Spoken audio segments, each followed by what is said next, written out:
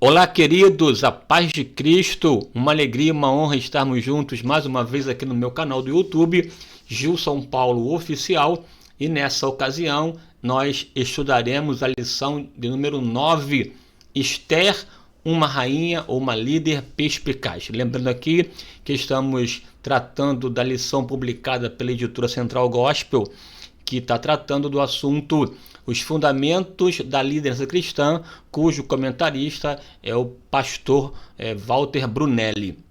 E é minha oração aqui que mais uma vez essa aula sirva para você de inspiração, de subsídio e que de alguma forma ela possa colaborar, contribuir com o teu crescimento para que você possa ou preparar, elaborar sua aula com excelência ou pelo menos contribuir com a sua vida devocional, sua vida com Deus, sabendo que ao final de tudo o nome dele é glorificado, viu?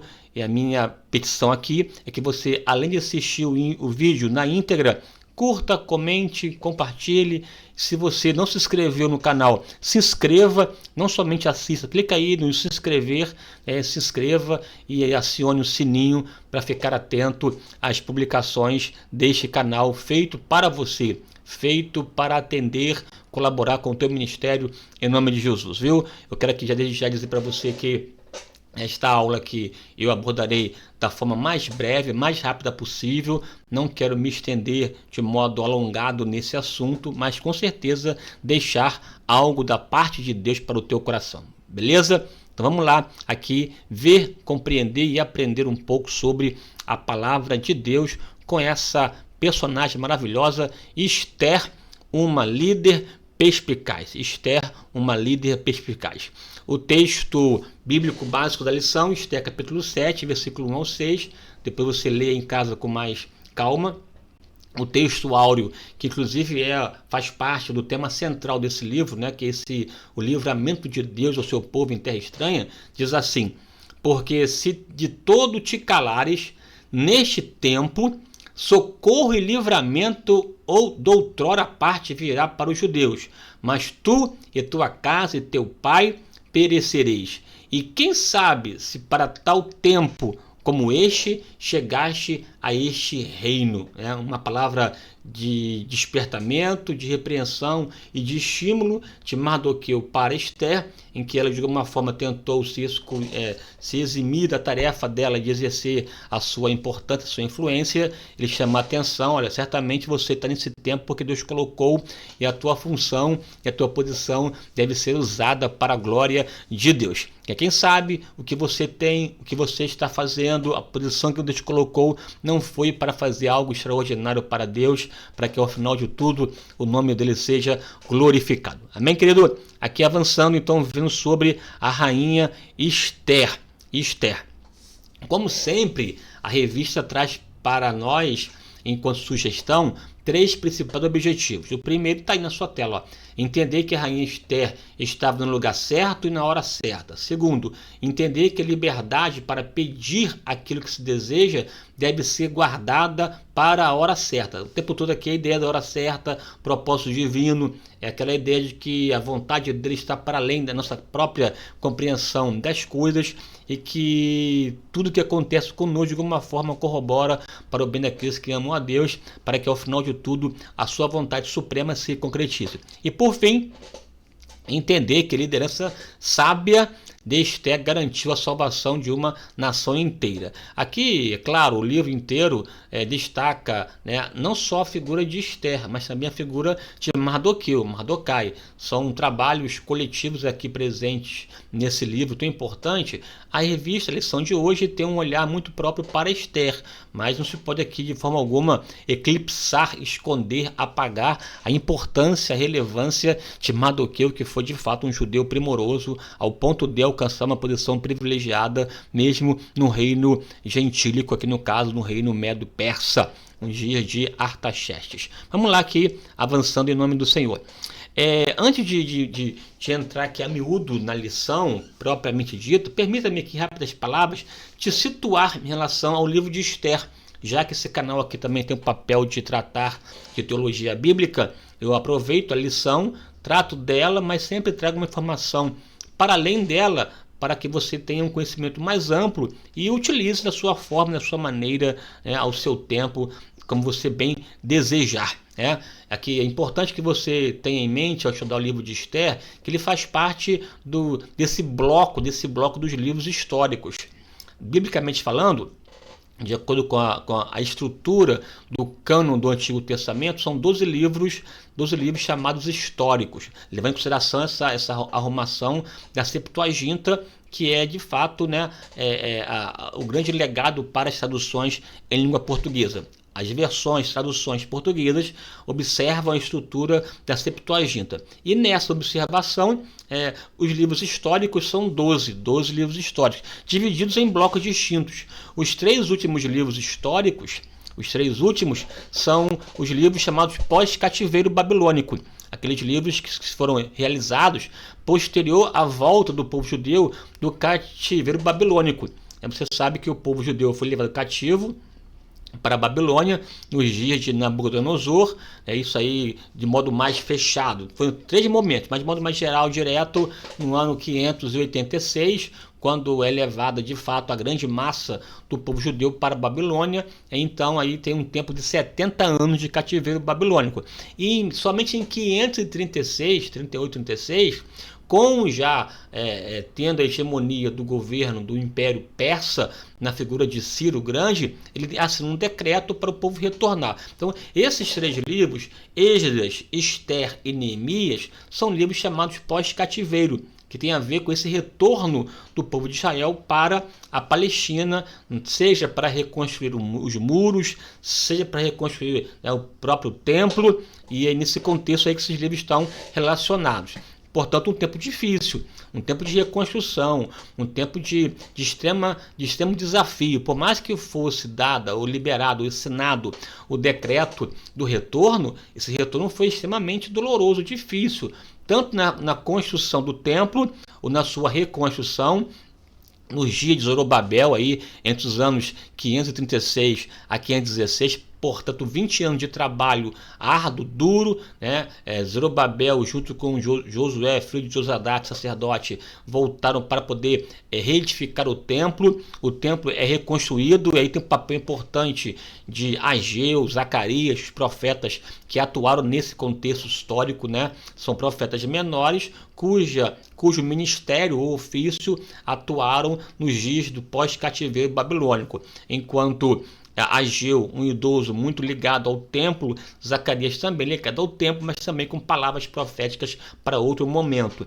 Mas o fato é que Deus os levantou para encorajar a liderança do povo de Israel a retomar e concluir a obra. E nesse mesmo intervalo de tempo, já levando em consideração a ida de Zorobabel para Jerusalém e a ida de Esdras, quase 80 anos se passaram, ou seja, 60 anos pós edificação do templo. Esdras, com quase 2.000 pessoas, vão também para lá, não só para construir o templo, já estava pronto, foi para organizar o culto, a estrutura cultica do povo judeu, colocando de acordo com a lei do Senhor, haja vista a habilidade de Esdras, esse grande sacerdote escriba, conhecedor a miúdo da lei do Senhor. Então ele vai, com base na lei, estabelecer o culto de Jerusalém. E pós Esdras, você tem a figura de Neemias, já aí no ano 444, no 20º ano de Artaxerxes Longânimos, que seria o imperador da época de Neemias. Já, portanto, aí um tempo bem elástico em relação à volta. Você tem aí quase 100 anos de duração, né, que envolve Zorobabel, Esdras e Neemias. Nesse intervalo de tempo entre Zorobabel e Esdras, você tem a história de Esther. Esther está entre Zorobabel, que reconstruiu o templo, e Esdras.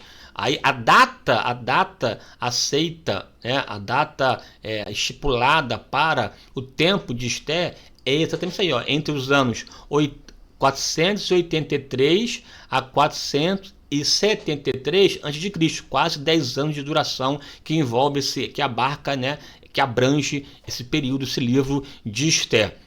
E o local na fortaleza de Suzã, que era uma casa que também tinha lá em Elão, que era uma capital, um lugar de abrigo, né, e uma casa do próprio imperador, e que nela de fato existia grande luxo, riqueza e e pompa, por conta da grandeza, inclusive, do próprio Império Medo-Persa, do Império Persa, né?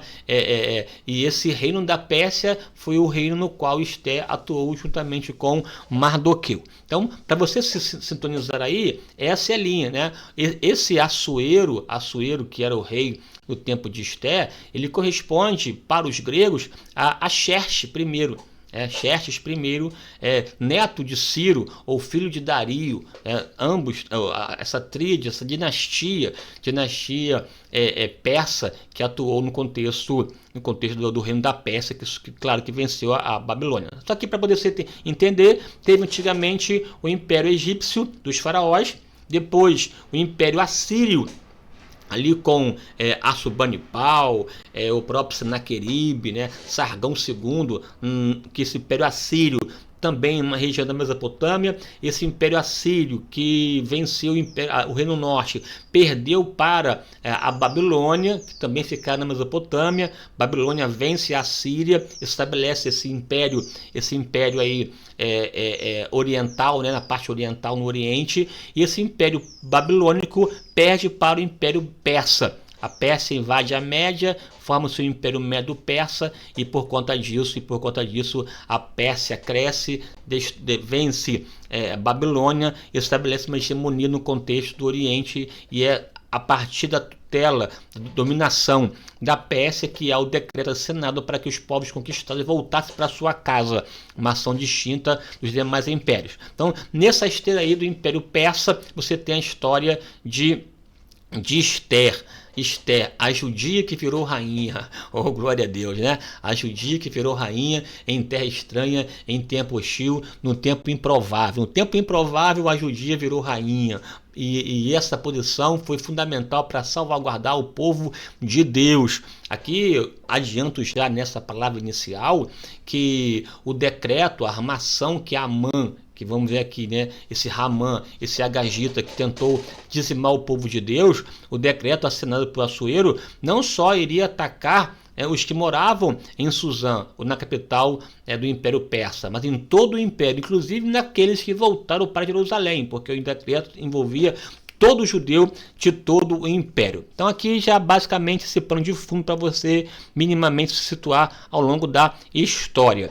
Eu coloquei aqui para você, bem rapidinho aqui, algumas personagens importantes desse livro de Esther, um livro de 10 capítulos, que você precisará lê-lo sem dúvida, né?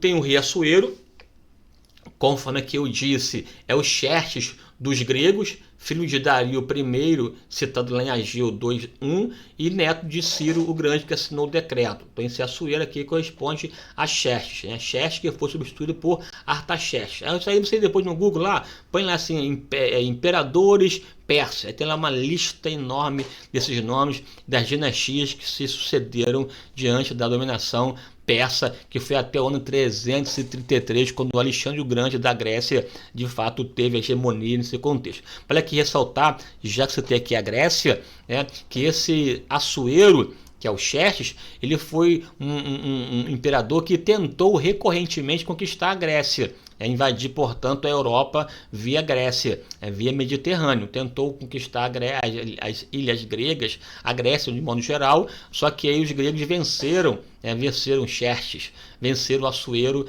e não submeteram a dominação persa.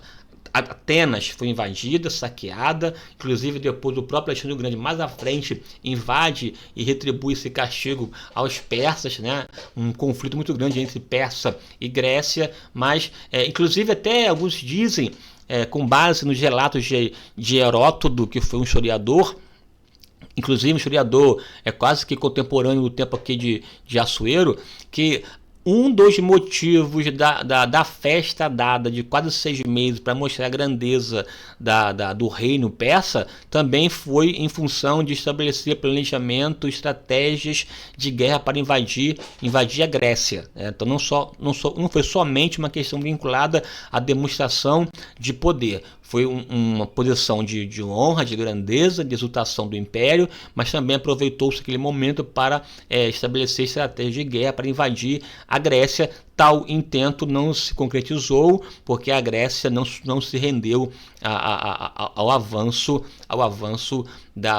do reino persa. Aí tem batalhas aí homéricas, né? Aí tem os 300 e tal, tudo uma confusão de conflito, não vou entrar aqui no mérito. Tem o rei Assuero, e esse rei Assuero, de acordo com a literatura histórica, inclusive com base em Heródoto, foi um rei muito dado a ações inusitadas das mulheres. Veja que a própria Bíblia diz que ele destituiu Vasti, a rainha que o contestou, e escolheu Esther no lugar dela. Então era um rei que tinha muitas peripécias com as mulheres, digamos assim, né?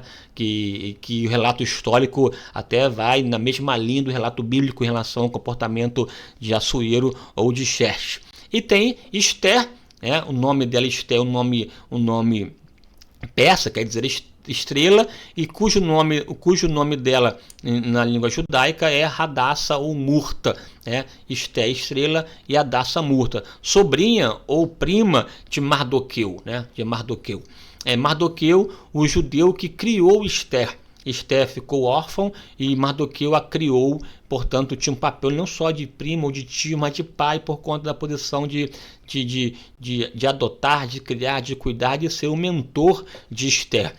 Mardoqueu exerceu um papel muito forte, né, de conselheiro, de condutor na vida de Esther, e essa relação foi muito positiva para o povo de Deus, inclusive vencer um decreto hostil de morte, de extermínio, um decreto extremamente antissemítico que Amã, esse amalequita, tentou fazer e implicar sobre o povo do Senhor. O próprio Amã, esse Amã e uma Agagita, esse Agag, Agagita tem a ver com Agag, um dos títulos dos reis amalequitas. Aqui você vai ver que quando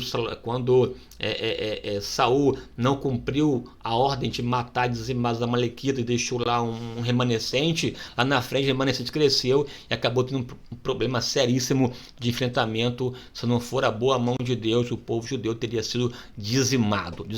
E é claro, o próprio Deus, nesse controle do enredo, desse drama interessante do livro de Esther. Por mais que o nome dele não seja citado de modo direto, assim, a presença, a atuação, os decretos, a intervenção de Deus é algo assim incontestável. É claro, citações de jejum, de oração, de súplica, de humilhação perante ele, mas ele em si não é citado. No entanto, a sua operação é inquestionável. O Deus poderoso que muda decreto contrário e faz valer sua vontade soberana. E vamos aqui ver isso em nome de Jesus. Aqui para você, rapidinho, algumas curiosidades do livro de Esther. A primeira curiosidade é que não aparece o nome de Deus por escrito de modo claro e explícito. Alguns hebraístas até citam que há um fragmento uma base, uma raiz, um radical do nome Yahvé, mas o fato é que o nome dele não é citado com muita clareza, de modo direto. A presença dele, sim, o nome literal, não. Título tem um nome feminino, o que é uma questão também muito interessante. Já vista o contexto do Antigo Testamento, a proeminência sempre na mão do homem. No entanto, nós temos 2 livros do Antigo Testamento cujo título são femininos, que é o livro de Ruth e o livro de Esther. Ruth, a gentílica que casou com um membro real, no caso Boaz, um ancestral de Davi, um judeu. E o livro de Esther, a judia que casou com o rei gentílico, ou gentílico, é um rei gentil. No caso, a rainha Esther casou com Assuero. Ambas, portanto, com sangue real no papel de proeminência da história do povo de Deus. A história de Ruth é maravilhosa, extraordinária. A de Esther também não fica para trás. Portanto, 2 mulheres proeminentes no contexto antigo para mostrar que Deus usa quem quer que seja. Deus usa quem ele deseja utilizar. Não importa se seja homem ou mulher, deu lugar, ele está usando. Amém?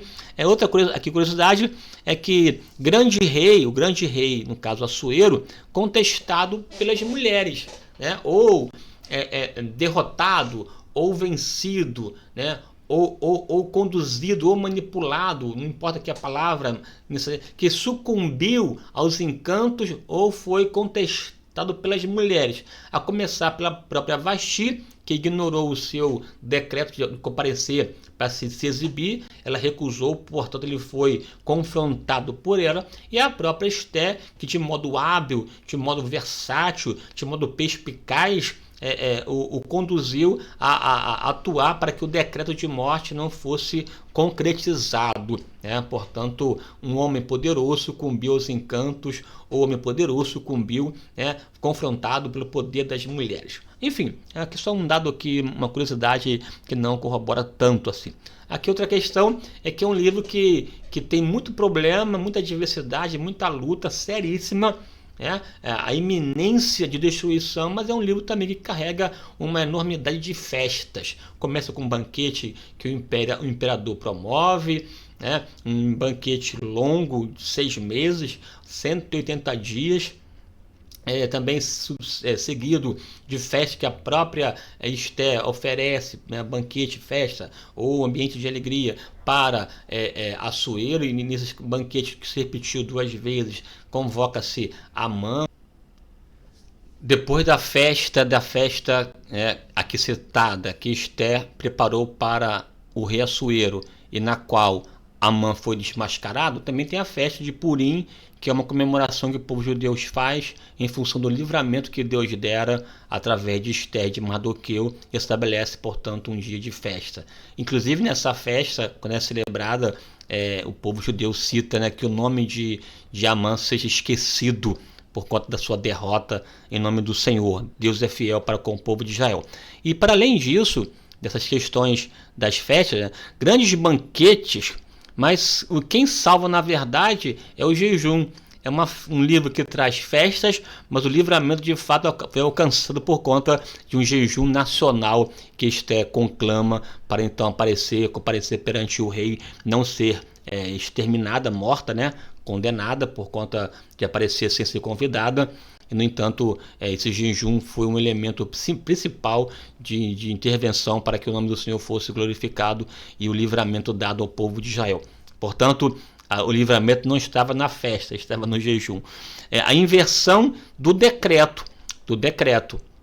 Um decreto que o povo judeu seria dizimado, e a artimanha de Amã para enforcar Mardoqueu, no dia que Amã iria entrar à presença do rei para comunicar que Amã seria enforcado na forca que Amã havia preparado, nesse mesmo dia, nesse mesmo momento, o rei, de modo muito extraordinário, pergunta a Amã como deveria fazer com o homem com o qual o rei queria honrar, Aí, então, a inversão do decreto, o autor da forca é enforcado.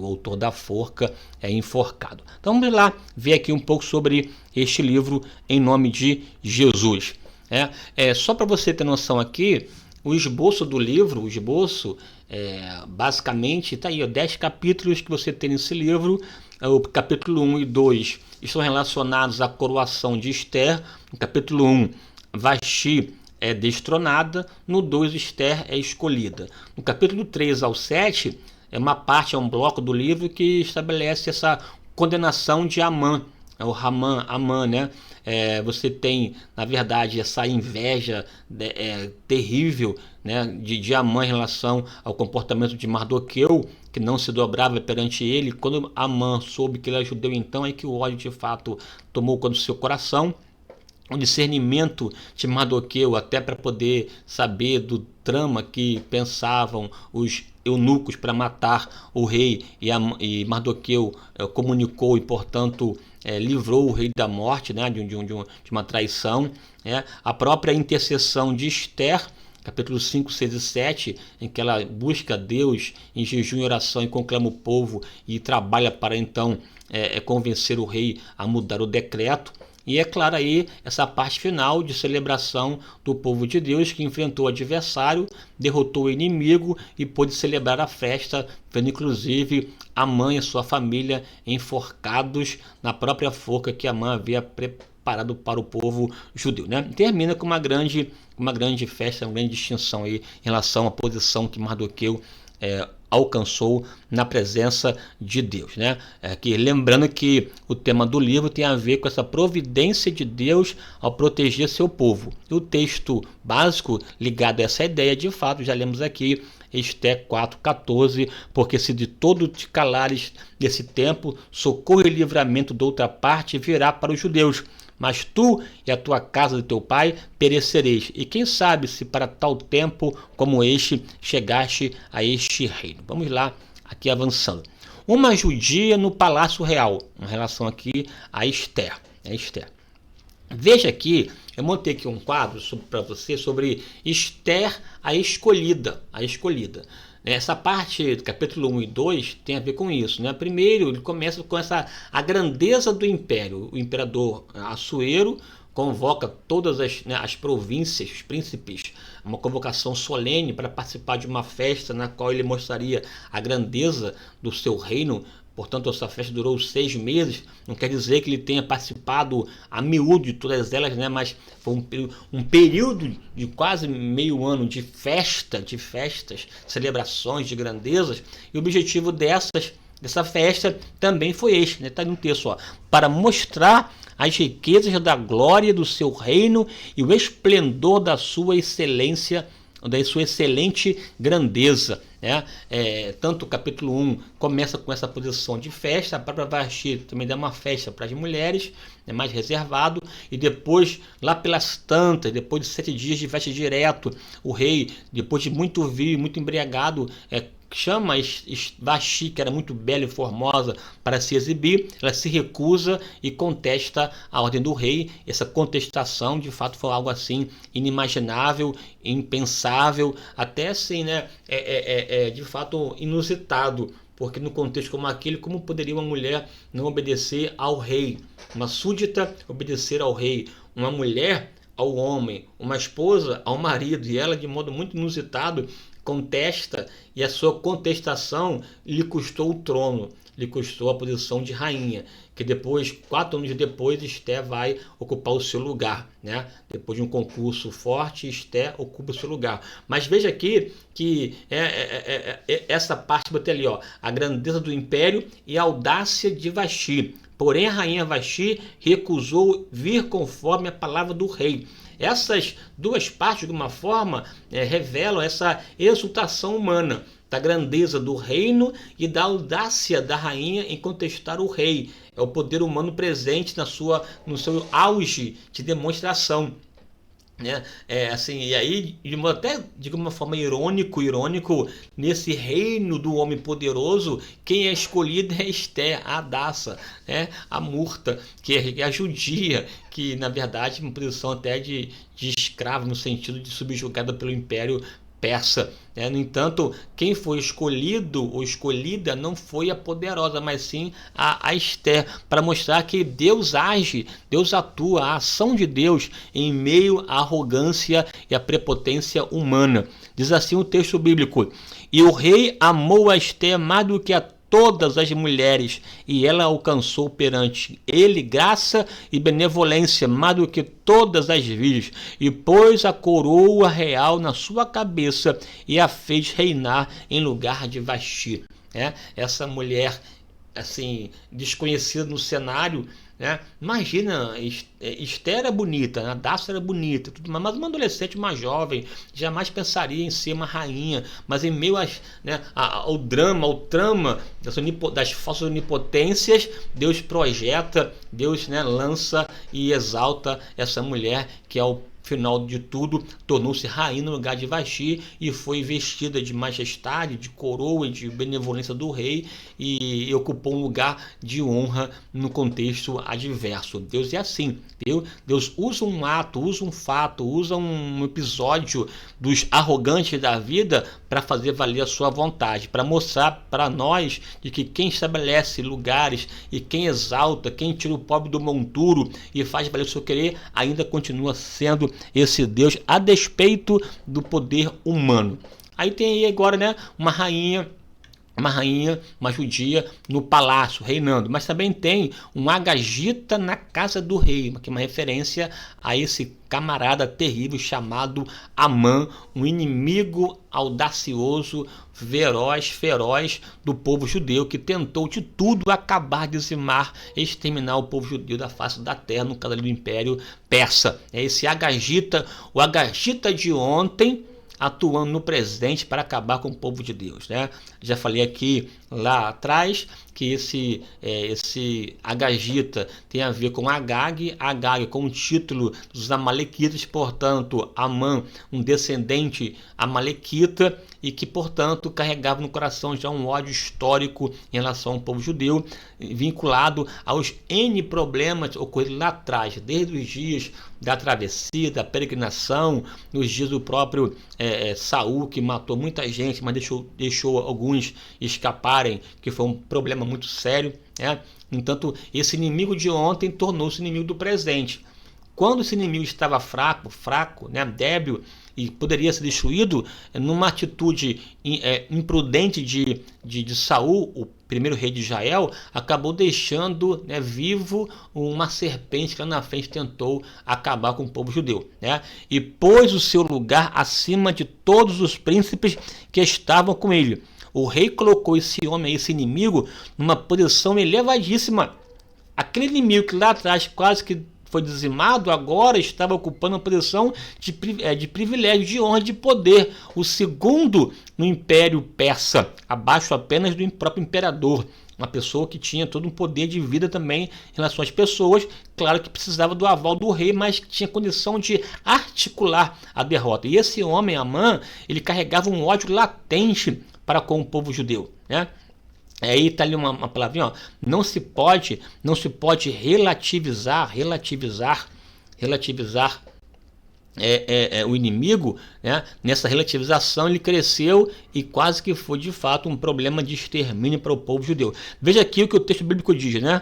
Diz: vendo, pois, Amã que Mardoqueu não se inclinava nem se prostrava diante dele, Amã se encheu de furor.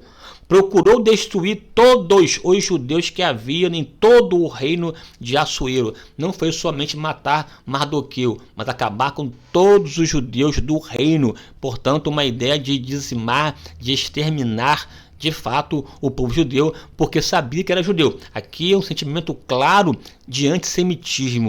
O mesmo demônio que atuou na vida de Amã foi o mesmo demônio que atuou na vida de muitos reis russos e também do grande inimigo do povo judeu chamado Adolf Hitler, né? Aí na questão do Holocausto, que você sabe a história de fato funesta. É inadmissível, é inaceitável qualquer comportamento antissemita, né? Um comportamento contra os judeus. Judeu é povo de Deus, tem que ser de fato orar pela paz de Israel. Há sobre ele, o povo judeu, a bênção de Deus. E eu e você temos que entender que Deus chamou esse povo e abençoou. É claro que hoje é uma dispensação da graça, na qual o olhar de Deus está para a igreja, igreja essa formada de judeus e gentios, mas o fato é que o relógio de Deus voltará para tratar com o povo judeu, e você sabe disso tanto no contexto da grande tribulação e é claro também no milênio. Aqui é uma outra história escatológica que não vem agora aqui ao caso comentar, né? Mas esse Amã aqui, um homem que tentou articular a extinção do povo de Israel. A arrogância dele o levou à queda, a arrogância que cai, né? Levou à queda, porque a Bíblia diz que esse homem que tinha um poder na mão de acabar com o povo judeu, terminou enforcado. Enforcaram, pois, Amã na forca que ele tinha preparado para Mardoqueu. Uma inversão total de situação, fruto da intervenção de Deus. Aqui, já para ir para o final, as qualidades de Esther, essa mulher Esther, essa rainha que Deus usou para libertar o povo de Israel, né? Algumas qualidades. Citei aqui algumas. Primeiro, ela aceitava a orientação desde de Hegai, que era o eunuco que a instruiu para até vencer o concurso para ser rainha, no contexto, para ser escolhida por Assuero. Era uma mulher que se inclinava para o conselho. Ela, de primeiro, em relação à situação, até ponderou não comparecer perante o rei, porque se comparecesse perante o rei sem ser convidado, morreria. Mas aí Mardoqueu a encorajou, a repreendeu, ela aceitou. Era uma mulher que se inclinava, né, que se ouvia conselhos. É muito bom ponderar, é muito bom ouvir conselhos, né? Na multidão de conselhos há sabedoria, e ela de fato foi para esse caminho. Era uma mulher que se inclinava, portanto mostra humildade. Mesmo rainha era capaz de ouvir conselhos. Até um contraponto para Vasti, que o próprio rei a chamou e ela questionou, contestou. A soberba, a arrogância de Vasti ele custou a coroa, e a humilhação e a humildade de Vasti a levou à posição privilegiada de rainha de todo o Império Medo-Persa. Uma mulher de fé também, é claro, né? Quando ela se viu diante desse desafio de comparecer perante o rei, mesmo sem ser chamada, o que ela fez? Não foi de supetão. Ela convocou um jejum nacional, buscando a Deus, acreditando no Deus que intervém e que estende o seu cetro para poder salvar a sua vida. Convocou oração e jejum para vencer o dia mau. O dia é mau? Então use a fé. A fé é concreta. Use a fé, orando, jejuando e agindo em nome do Senhor. Ela, ao mesmo tempo que orou, jejuou, também foi lá e se apresentou perante o rei, e o rei lhe estendeu o cetro de ouro, e ela não morreu, pelo contrário, foi atendida em relação a isso. Até a forma dela de pedir ao rei a mudança do decreto e a forma de expor a canalice, a traição, a hipocrisia de Amã, ela usou de sabedoria, não foi logo de imediato. Ela, na verdade, foi preparando um ambiente propício para que o seu pedido fosse aceito. Sabedoria para reverter o decreto. Usou posição para salvar o seu povo. Ela não se esquivou, não se preocupou, até porque ela também estava na berlinda, porque o decreto tinha a ver com o povo judeu, ela era judia, então poderia até atingir a própria rainha. Então ela teve que de fato se mobilizar, atuar, usar a sua posição para salvaguardar o povo. O que Deus te deu, meu amigo e minha amiga, os teus bens, a tua posição privilegiada, não é para você somente se beneficiar, não. Deus te deu posição, condições para você usar em prol do reino, em prol do povo de Deus, porque Deus está te vendo. Deus sabe como você vive, como você é, como você utiliza os seus bens. Portanto, utilize os seus dotes para a glória de Deus. Viu? Está aqui o texto, olha. E assim irei ter com o rei, ainda que não é segundo a lei, e perecendo pereça. Ou seja, ela se arriscou, mas Deus a honrou a sua fé, e ela foi canal de bênção para libertar o povo de Deus. Resumo da história aqui. Aí está. Primeiro, a humilhação do próprio Naamã, né? Do próprio Amã. Enforcaram, pois, Amã na forca que ele tinha preparado para Mardoqueu. E a exaltação de Mardoqueu, lealdade dele, princípios dele e fé o levaram à honra. Veja que interessante isso aqui, gente, isso aqui é tão poderoso.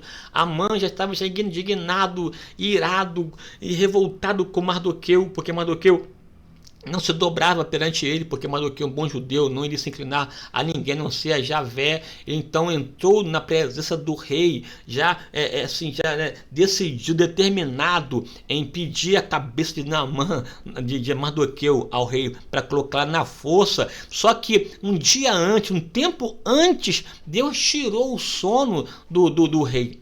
Deus tirou o sono do imperador. E o levou a ler os livros das crônicas. E ao ler o livro das crônicas, achou-se lá que Mardoqueu havia descoberto uma conspiração contra o rei e informou ao rei. E ele perguntou: o que foi feito a Mardoqueu por essa ação tão benévola em relação à minha vida? Nada. Aí então o rei: não é possível, não pode, tem que honrar esse camarada. Aí entra Amã, enfurecido, raivoso, determinado, e o rei pergunta: Amã, o que devo fazer ao homem que o rei deseja honrá-lo? Aí lá, só pode ser eu, né? Pensando que era ele mesmo, né? Aí inventou moda, criou um pavão. Não, que se monte no cavalo do rei, que vista as vestes do rei, que se coloque sobre ele a coroa do rei, e que se puxe o principal príncipe do rei na rua dizendo, assim é o homem que o rei deseja honrar, e tudo de honras e pompas, pensando que ele seria o tão honrado. Então o rei se vira para ele e diz assim, faça exatamente isso com a vida de Mardoqueu. Rapaz, que paulada, rapaz, situação, faça isso com Mardoqueu. Deus interveio e mudou a situação, e aquele que seria exterminado, enforcado, Deus honrou. E aí é uma verdade, Mardoqueu em momento algum retrocedeu, em momento algum vendeu a sua fé e os seus princípios, sempre buscou honrar a Deus e Deus o honrou, porque quem honra a Deus, por ele é honrado. Veja aqui o que a Bíblia diz. Naquela mesma noite fugiu o sono do rei, então mandou trazer o livro das memórias, das crônicas, e se leram diante do rei, que se fará ao homem de cuja honra o rei se agrada. Porque Mardoqueu era grande na casa do rei, e sua fama saía por todas as províncias, porque o homem Mardoqueu se ia crescendo por conta da honra que Deus dera para ele. O que era ameaçado foi crescendo em todo o reino, tornou-se de fato, o segundo maior no Império Persa. Veja, da morte para a honra, da vergonha para a honra. Isso por conta do poder de Deus, tá? Algo inimaginável, mas Deus tira sono de quem quer que seja. Deus tira sono de Faraó, tira sono de Nabucodonosor, tira sono de Assuero. Deus dá visões e sonhos para Faraó, para exaltar os seus filhos. Deus usa quem quer para exaltar. Não pense você que está acabado. Deus vai intervir, vai mudar. Mesmo que para tanto seja necessário tirar sono de homens poderosos para mudar a sua vida, ele fará isso, porque ele é fiel. Você crê? Diga amém aí. Veja aqui, resultado, a vitória do povo de Deus. E para os judeus houve luz, alegria e gozo e honra. Também em toda a província, em que toda a cidade aonde chegava a palavra do rei e a sua ordem, havia entre os judeus alegria e gozo, banquete e dias de folgueto, e muitos entre os povos da terra se fizeram judeus, porque o temor dos judeus tinha caído sobre eles. Esse mesmo povo que estava prestes a ser dizimado por conta do decreto que Amã armou para o povo, em função da atividade de Ester, Amã foi desmascarado, condenado, enforcado, ele e a sua família, os seus filhos também na mesma forca que ele fizera, e essa mudança fez com que o temor dos judeus caísse sobre os demais povos, porque a boa mão de Deus estava com esse povo. Ou seja, o teu inimigo ou os teus inimigos verão a boa mão de Deus sobre você e temerão o teu nome, porque Deus é fiel, viu? E aqui para fechar, conclusão, porque o judeu Mardoqueu foi o segundo depois do rei Assuero, e grande para com os judeus e agradável para com a multidão dos seus irmãos, procurando o bem do seu povo e trabalhando para a prosperidade de toda a sua nação. Livro de Ester, capítulo de número 10, versículo de número 3, uma bênção nas mãos de Deus. Pois bem, hoje aqui eu sei que fui rápido aqui, corrido, por conta de questões aqui pontuais, mas o fato é que essa aula sirva para você entender que Deus muda decretos.